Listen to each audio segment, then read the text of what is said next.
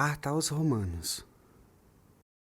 A Carta aos Romanos, escrita por Paulo pouco tempo depois das Cartas aos Coríntios, impactou a vida de pessoas importantes, como Agostinho de Hipona, Martinho Lutero e João Calvino. E este impacto causado pela carta resultou em grandes mudanças no mundo cristão e na história da Igreja. O contexto em que a carta se passa é muito relevante e deve ser levado em consideração ao analisarmos seu conteúdo. Quando esta carta foi escrita, Paulo ainda não conhecia a Igreja de Roma. Por isso, enquanto as demais cartas tinham como objetivo a manutenção da Igreja, esta carta foi escrita para preparar o caminho para a sua chegada. Podemos confirmar isso ao lermos. Quero que saibam, irmãos, que muitas vezes planejei visitá-los, mas fui impedido até agora.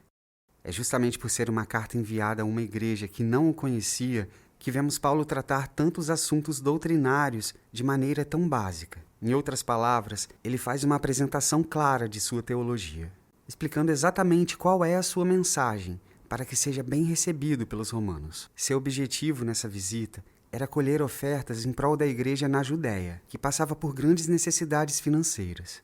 O apóstolo se esforçou para ser bem recebido por essa comunidade. Afinal, Roma era a capital do grande e poderoso Império Romano, o que fazia dela uma comunidade-chave para o avanço do evangelho ao redor do mundo. A situação em que a igreja vivia lá, porém, era atípica. Registros históricos nos mostram que Cláudio, imperador romano por volta do ano 49 d.C., promulgou um decreto expulsando os judeus da cidade, evento mencionado em Atos. Mesmo sendo expulsos, anos depois, os judeus retornaram para Roma.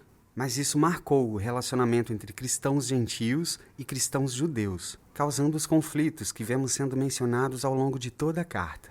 Mas como o conteúdo desta carta pode ser entendido? Dividiremos ela em 4 partes. Todos somos pecadores. Não me envergonho do Evangelho, porque é o poder de Deus para a salvação de todo aquele que crê, primeiro do judeu, depois do grego. O início da carta é dedicado ao tema da justiça de Deus e como o Evangelho cumpre plenamente essa justiça. Paulo entende a situação que a igreja de Roma estava enfrentando. Situação essa que levou cristãos gentios e judeus a serem separados e perder a convivência. Ele decide apaziguar essa relação, declarando que todos são pecadores diante de Deus, tanto judeus quanto gentios. Todos os povos estão debaixo do pecado e são condenados por causa dele. Sendo assim, o apóstolo afirma: não há nenhum justo, nenhum sequer. A extensão da salvação. Assim como uma só transgressão resultou na condenação de todos os homens, assim também um só ato de justiça resultou na justificação que traz vida a todos os homens. O que coloca Romanos em posição de destaque em todo o Novo Testamento é sua explanação acerca da obra de Cristo, pois nesta carta temos a melhor e mais extensa explicação sobre a obra de Jesus Cristo. Nessa seção, o apóstolo se dedica com maestria para explicar que, pela fé em Jesus Cristo, somos resgatados do reino das trevas e, através dele, podemos ser salvos. Paulo também segue falando sobre como a vida daquele que segue a Cristo deve ser transformada por essa fé. Afinal, continuaremos pecando para que a graça aumente? De maneira nenhuma. Nós, os que morremos para o pecado, como podemos continuar vivendo nele? Como consequência dessa busca pela transformação, se o imitamos em vida e morte, através da negação dos desejos da nossa carne, também seremos semelhantes a ele na ressurreição, ou seja, na eternidade vivida no céu. O verdadeiro povo de Deus. Junto com as partes mais esclarecedoras do Evangelho, a Carta aos Romanos também carrega grandes debates sobre seu significado. Nessa seção, Paulo discorre sobre o grande conflito de sua época, judeus e gentios. Quem é o povo de Deus? Entre a eleição de Deus e a queda da graça divina, podemos entender que Deus enxertou os gentios no ramo da videira, que originalmente pertencia aos judeus. O fato é que Deus tem um povo escolhido. Este povo é a Igreja de Cristo.